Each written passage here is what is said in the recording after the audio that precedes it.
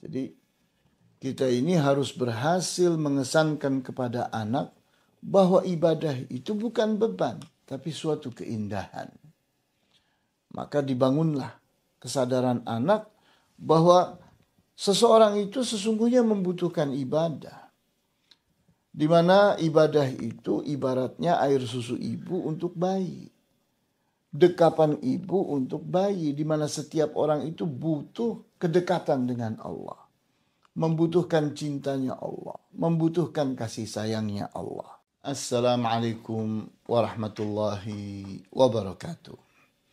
Alhamdulillah, wassalatu wassalamu ala rasulillah, wa ala alihi wa ashabihi wa man tabi'ahu bihudah ila yaumil qiyamah ba'd. Ikhwani wa akhwati fid din, a'azzakumullah. Kali ini kita ingin membahas tips dalam melatih kebiasaan beribadah. Di mana kebiasaan beribadah tentunya tergolong kebiasaan yang terpenting.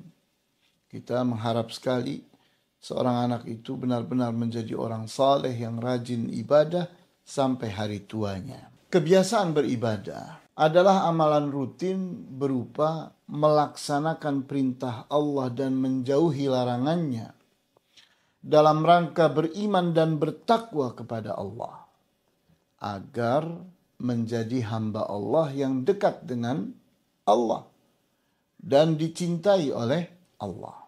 Kebiasaan beribadah merupakan kebiasaan yang sangat penting dalam hidup manusia muslim. Sehingga melatih kebiasaan beribadah kepada anak menjadi usaha yang sangat penting untuk diperhatikan dalam pengasuhan.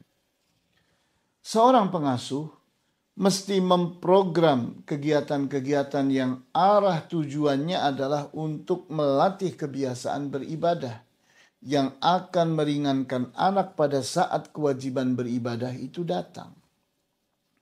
Contohnya adalah bagaimana anak umur 7 tahun itu telah terbiasa sholat. Sehingga pada saat dia baligh, dia telah mampu melakukan sholat dengan baik dan benar. Di antara waktu yang paling cocok untuk melatih kebiasaan beribadah adalah selepas sholat subuh hingga syuruk, setengah jam setelah sholat asar, dan pada saat maghrib sampai isya. Ini adalah waktu-waktu yang cocok untuk seorang pengasuh itu mendekati anak. Sehingga hendaknya termanfaatkan dengan baik. Kemudian kegiatan-kegiatan dalam melatih kebiasaan beribadah banyak sekali ragamnya. Di antaranya adalah sholat berjamaah 5 waktu di masjid, halaqah zikir, halaqah ilmu, pelatihan praktek ibadah, pelatihan khusyuk ibadah, pelatihan doa mustajab, dan seterusnya. Sangat banyak sekali. Setiap kegiatan dalam melatih kebiasaan beribadah hendaknya diampu oleh pengasuh yang berilmu dan layak menjadi suri tauladan dalam beribadah, agar tidak terjadi hal-hal yang kontraproduktif. Jangan sampai pengasuh itu yang mengajarkan sesuatu yang mulia dalam hal ibadah, tapi dia itu tidak layak dicontoh dalam hal beribadah. Nanti yang akan rusak adalah pelajaran ibadah itu. Membangun kesadaran anak dengan menyadarkannya bahwa beribadah adalah tuntutan hidup setiap manusia dan merupakan suatu kebutuhan penting seperti air susu ibu dan dekapan ibu bagi bayi. Mengesankan bahwa ibadah itu indah dan membawa anak atau membawa siapapun kepada kebahagiaan, kepada ketenangan, dan kepada ketentraman adalah suatu proses melatih kebiasaan beribadah yang sangat penting dan berpengaruh. Jadi kita ini harus berhasil mengesankan kepada anak bahwa ibadah itu bukan beban, tapi suatu keindahan. Maka dibangunlah kesadaran anak bahwa seseorang itu sesungguhnya membutuhkan ibadah. Di mana ibadah itu ibaratnya air susu ibu untuk bayi. Dekapan ibu untuk bayi, di mana setiap orang itu butuh kedekatan dengan Allah. Membutuhkan cintanya Allah, membutuhkan kasih sayangnya Allah. Kemudian banyak ragam kegiatan dalam melatih anak asuh agar terbiasa beribadah dengan baik, benar, dan khusyuk. Sholat berjamaah 5 waktu di masjid adalah bentuk praktek beribadah sehari-hari yang mesti dibiasakan sejak anak berumur 7 tahun sesuai dengan hadis, di mana sholat itu Rasulullah SAW memerintahkan kita agar mengajari anak itu sholat semenjak dia berumur 7 tahun. Kemudian kegiatan yang lain adalah halaqah zikir, di mana halaqah zikir adalah bentuk ibadah seorang hamba yang tidak diikat dengan tempat dan waktu tertentu, sehingga bisa dilakukan kapanpun dan dimanapun. Zikir itu sederhana sekali. Dia adalah ibadah yang penting dan nilainya sangat mulia. Namun ternyata tidak membutuhkan tempat tertentu dan waktu tertentu. Sehingga halaqah zikir itu bisa dilakukan dimanapun dan kapanpun. Berikutnya adalah halaqah ilmu. Kita bisa lakukan diantaranya setelah sholat 5 waktu. Di mana kita di sana mengajarkan pengetahuan tentang cara dan ketentuan dalam beribadah yang baik dan benar. Kemudian pelatihan praktek ibadah, di mana kita ajak anak untuk berpraktek. Ayo kita sholat yang benar bagaimana caranya, kita puasa yang benar bagaimana caranya, dengan praktek langsung. Kemudian pelatihan khusyuk dalam beribadah. Itu pun sebuah kegiatan yang penting sekali dalam mengajarkan dan melatih tata cara dalam mencapai khusyuk dalam beribadah. Di mana khusyuk itu bukan sesuatu yang sulit kalau memang kita memperhatikan. Pelatihan doa mustajab itu adalah contoh yang lain.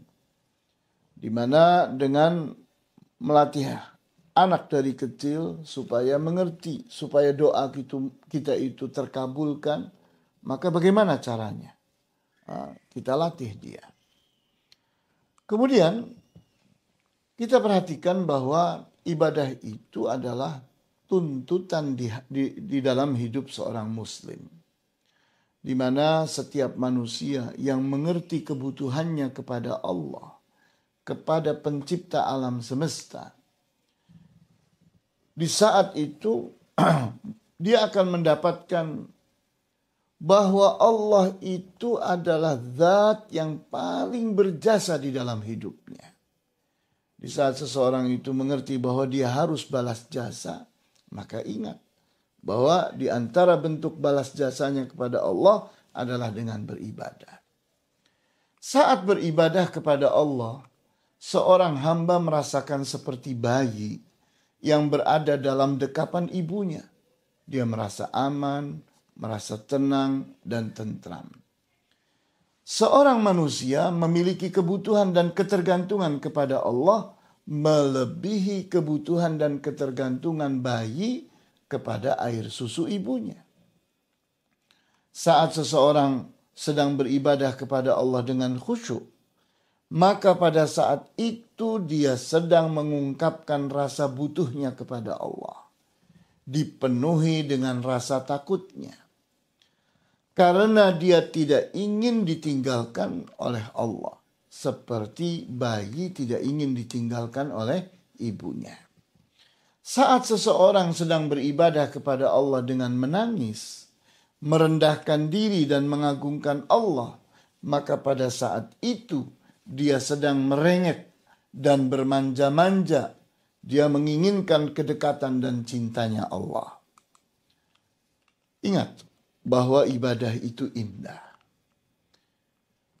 Ini adalah kesan yang jarang diperhatikan oleh orang. Padahal jika kesan ini bisa tertanam sejak kecil, maka hal ini akan berpengaruh terhadap spirit beribadah seorang muslim hingga akhir hayatnya. Keindahan ibadah itu bisa terasakan oleh orang yang mampu khusyuk dalam beribadah. Pada saat khusyuk itu terbentuk, maka interaksi antara seorang hamba yang sedang beribadah dengan Allah pemilik alam semesta telah terasakan seperti gayung bersambut.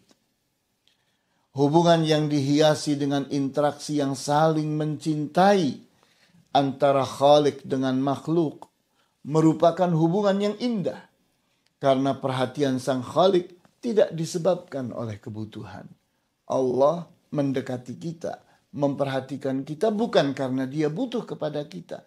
Tidak seperti manusia mendekati kita karena kebutuhannya. Sedangkan kita mendekati Allah karena memang kita membutuhkan Allah. Bahkan kita sangat bergantung kepada Allah. Allah yang maha pengasih dan maha penyayang, kasih sayangnya kepada hambanya yang beriman luar biasa sekali. Terutama jika orang beriman itu selalu beribadah kepada Allah dengan khusyuk.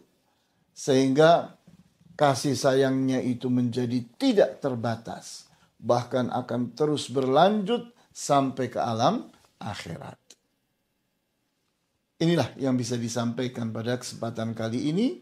Wallahu ta'ala a'lamu bis-shawab. Walhamdulillahi rabbil alamin. Wa sallallahu ala ashrafil anbiya'i wal mursalin. Wa ala alihi wa ashabihi ajma'in. Wassalamu alaikum warahmatullahi wabarakatuh.